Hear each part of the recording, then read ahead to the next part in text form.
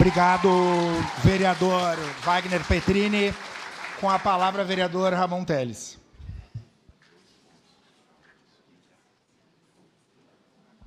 Senhor presidente, demais pessoas que estão nos assistindo aqui, nobres colegas, esse pedido de urgência é muito válido. Parabéns ao vereador Bortola por ter colocado ele. No dia 1º de maio, estávamos nós passando pela pior catástrofe da história do Brasil. Não é nem do Rio Grande do Sul, do Brasil. E aí, um senhor que tem o cargo de presidente da República, ele fala que o Rio Grande do Sul é o culpado pelos todos os problemas do Brasil. Presidente, então, uma questão de ordem. Presidente.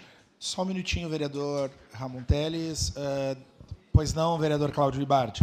Novamente, não se debate o que é para se debater, presidente. Então, eu peço que o vereador Ramon se atenha. Qual artigo, vereador Cláudio? Perdão, Bortola, 209. 209. Artigo 209.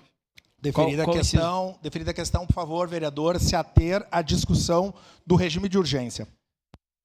Então, o meu voto é favorável ao regime de urgência pela questão que o senhor presidente da República, pela sua fala, foi muito infeliz. Obrigado, vereador Ramon.